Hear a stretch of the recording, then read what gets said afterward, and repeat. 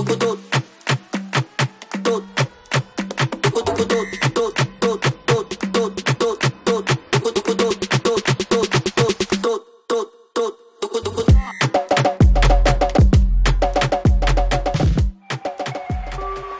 go.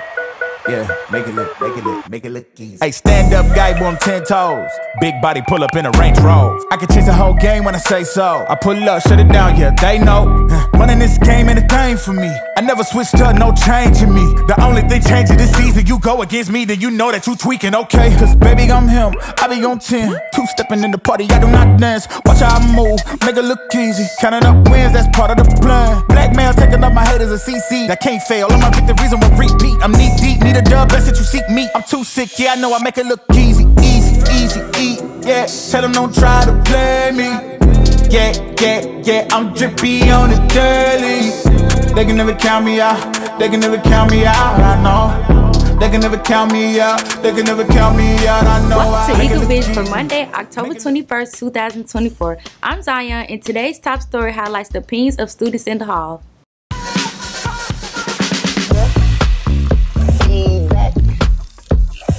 I'm here with Baldhead. That's Kiesty, y'all. And the question today is, what age should a girl be allowed to get her ears pierced, go on a date, and stay out until midnight? 16. Stay out to midnight, but like 18 though. But what if prom night and she's 17? And she get a pass. So what's the curfew? Prom night, don't come on. Go home, kids. Okay, C Money the biggest, and I'm here with Dahlia. Talia. And the question today is, what age should a girl be allowed to get her ears pierced, go on a date, stay out until midnight? 16. For all three of them? Yes. Because why not? That's the age you do everything. What age you got your ears pierced? When I was a baby. All right then. What you? 16. You know. Okay. Mia Bird. Mia Blue G. Jamala. Okay. Y'all should know the question. I ain't finna keep reading this question. What's your answer? Ears pierced. Everybody got their ears pierced when they were little. And if you want a second hole, I say about like 11, 12. Okay. Allowed to go on a date and stay out until midnight. A date, you could be like 16, 15. What last one? Stay out until midnight. Stay out to midnight. I say about 17 up. What time you was out to midnight when you little? I went out at midnight when you teenage. I ain't no 17, man. You just turned 18. Okay, Jamala, what do you think? My girl gonna have to get her ears pierced at 3 months, because when I got mine pierced. What's the other one?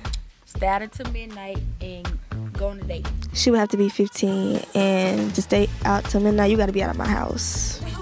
You got it. Maya. The question of the day is, what age should a girl be allowed to pierce her ears or go on a date or stay out until midnight? 16. For everything? Yeah. What age you was when you got your ears pierced? A baby. Okay. That doesn't matter though. What age you went on a date? I ain't went on one. What age you stay out till midnight? 16. The question is, what age should a girl be allowed to pierce her ears, go on a date, or stay out till midnight? I'd say like 16. For everything? Yeah. I'm here with Derek. And the question is, what age should a girl be allowed to get her ears pierced, go on a date, and stay out till midnight? Probably like 40. 40? Yeah. So you want your grown daughter, who probably got some grandchildren by then, get her ears pierced when she 40? Yeah. And you want your grown daughter to stay out till she 40 at midnight? Yeah. Cause you gotta think about it. You just said she got kids. But wait. Listen to this. How she gonna find a man and get married if she just not going on a date when she 40 by herself? Self-love is the best love. So I don't think she would. Word from Derek Yates, y'all. Malik. Caitlin. What age should a girl be allowed to pierce her ears, go on a date, or stay out till midnight? To pierce her ears, it should be when she was born. To go on a date, it should be when her boyfriend asks her. Well, of course, like 12 at least. What was the last question? Stay until midnight. Around a girl, around 16. So she can go on a date at 12, but she can't stay out till midnight? Yeah, because midnight is a lot of bad people out. Okay. What about you? Okay, the first two, it should be like 15, and then like midnight should be like 17, 18. I'm here with. Jay. Jew. And the question is, what age should a girl be allowed to get her ears pierced, go on a date, and stay out until midnight? Get her ears pierced when she born, go on a date. Say about 13. Go out midnight. I ain't gonna lie, about 16 or 17. I agree with that. She can get them pierced when she born, but like going on a date or midnight, like 16, 17. I'm here with. London. And the question is, what age should a girl be allowed to get her ears pierced, go on a date, and stay out until midnight? For the ear pierce, I say 14. The date 14, and midnight 16.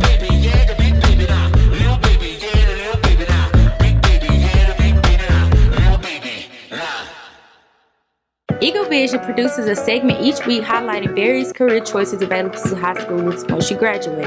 We call this series Choose a Career.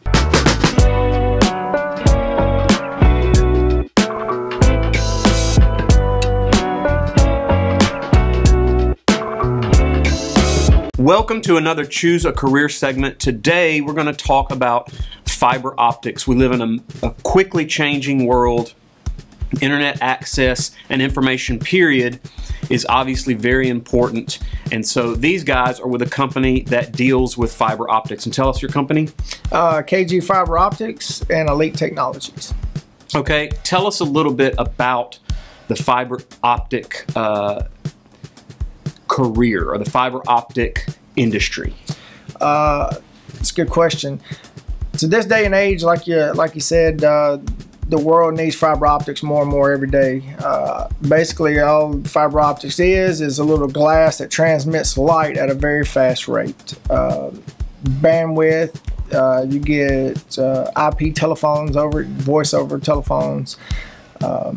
It powers everyday structure. Your cell phones are actually run off fiber optic cables off of the AT&T cell sites or Verizon.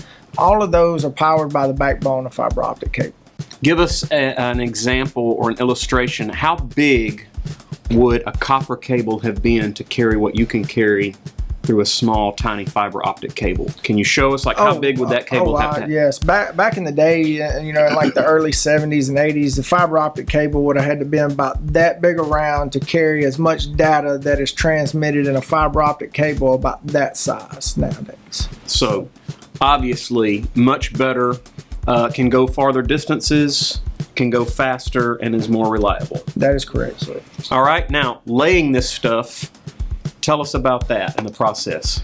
Well, 95% of the fiber optics that we do is aerial. So what we've been contracted to do with various co-ops and electrical companies are we attach it to a pole. So you ride down the road and you see the power lines on the side of the road, and if you'll look up right below it, 9 times out of 10 you'll see a black cable that's got strand and lash on it or whatever. Those are your communication cables. So from the ground up to 28 feet is comm space, and then from 28 feet all the way to the top of the pole, which would be about 35 to 40 foot, that is your power space. It is a big difference. We come from a power line background. Is how we started this fiber optic company, so I have linemen that do this on a day-to-day basis that work in the power space. But 99% of the fiber that we do is definitely aerial. We have some that dips down in the underground where power doesn't run, but it's the same principle. It goes from one end to the other and transmits light. Now, obviously, if you're running it on poles above the ground, you can get it installed way quicker. What are the pros and cons of doing it underground? The pros to putting everything underground is storm damage. So just like here coming up, we've actually got a tropical disturbance that's predicted to be a Hurricane 2 that's coming in on to the Louisiana side, hopefully tomorrow or the next day. Usually a lot of contractors want to take it underground, but it's more costly. That's the con of it. Just by the foot to run an underground section, you're going to pay anywhere from $13 to $14 a foot to do the underground section. As to where if we run it aerial, you're looking at about $1.25 to run it overhead. So much, much, much cheaper. Now, repairing fiber optic. Whenever a fiber optic cable gets severed and we all lose internet for a half a day, what is the process for getting that put back together? Because it's bound to be tedious. Yes. Usually what they'll do is they'll send an assessor out to affect the damage to see exactly where it's cut at. And then what we usually try to do is put storage loops so many distance apart. So that way if damage does happen and the line is cut severed, we can slide that slack back to that point, and then what's called a fusion splicer, and splices the fiber back together. On a fusion splicer, it is a machine probably about this big and this tall. It takes the glass, which that's what fiber optics is. It's just glass on the inside. It'll line it up with a bunch of cameras, and then once it gets to a certain point that it likes the core, it will heat up like an arc and push the fiber together. And then that way it lines the cores of the fiber up so the light can pass directly straight through it. That's awesome. Now, do y'all have technology? I'm assuming you do. If you don't know where a cable has been cut, where you can send signals down the cable to figure out where that location is? Yes, sir. We use a meter. It's called an OTDR meter. What it does is we'll plug into the fiber on one end and we'll shoot light, and it counts the nanoseconds that the light goes to the end and bounces back, refracts back towards the computer, and it counts how much footage that is that sees that light. And then it'll tell us, hey, supposedly I've got a 20,000 foot run. My break is at 9,875 feet. And then usually what I do is I get on Google Maps and I'll put where I'm at, and then I'll trace 9,000 feet and kind of give me a ballpark idea. So you can probably pinpoint it within a few feet. Oh, yes, absolutely. All right, if anyone is interested in this as a career, what are some of the job opportunities? What all do y'all do? Oh, wow. We do it all. We have fiber optic technicians that go and actually install the fiber in the air. We've got splicers, which is a very tedious trade. We usually require about a year apprenticeship on that. That is the most important job to me, I believe, is the splicing part of it. We have underground crews, we have aerial crews, we have fiber to home installers, which my coworker here, Luke, would tell you about here in just a second. That also deals with running the drop from the main line can to the house, and then that's what you see installed into your house that communicates with the rest of the fiber network. Okay, tell us a little bit about the side of what you deal with. So on the fiber to home side, we basically do everything from the pole, where you have your main line, everything run, then you have what you call a knife or a splice point. We run that drop, which is, how big is the drop? I mean, it's maybe real a little. Quarter of an inch. Yeah, real little. And we run it from the pole, which is, it can be from 500 feet to 4,000 feet to the house, depending on how rural, the house is. You'll put a box on the side of the house, do a splice, and then a home installer will come out from there. The home installer comes out, he takes a wire out of that box, takes it inside, hooks the equipment up, teaches the customer how to use Wi-Fi, internet. Okay. So again, lots of different jobs if they're interested in this as a career. Oh, absolutely. Yes, and fiber's not going anywhere anytime soon. I believe during the COVID and all the push to get these rural areas, communication and fiber, a lot of towns in Mississippi did not have internet access. They didn't have capabilities like that. I know AT&T offered like some broadband or some DSL, but nowadays with the co-ops and the grants that they've got from Mississippi and from some of the federal government, a lot of these co-ops are jumping on board this fiber optics. It's been a big boom in the past 6 years that a lot of fiber has went in the air. And these co-ops are going to need technicians. They're going to need trained people that can go out and splice this fiber, troubleshooters. aerial crews that know what they're doing to install this fiber. It's a job that will be here just like power. Right. No computer's ever going to replace this part of it. Absolutely. All right.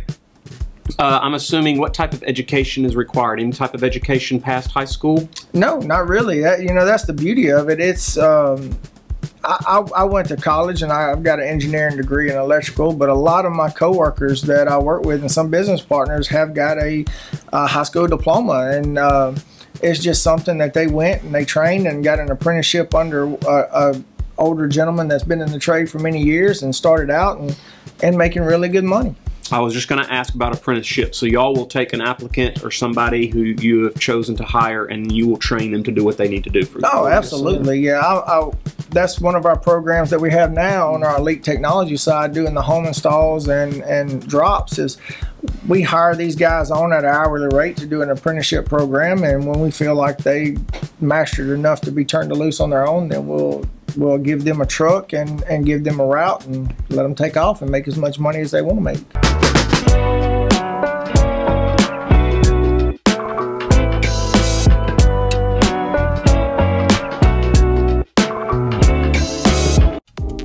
This week's feature vocabulary words are residual, solution, and substrate. Residual, relating to or indicating a remainder, something left after other parts have been taken away. Solution, a homogeneous mixture of two or more substances, frequently but not necessarily a liquid solution. Substrate, any substance or layer lying underneath another, a surface on which an organism grows or is attached, the substance that is acted upon by an enzyme or ferment.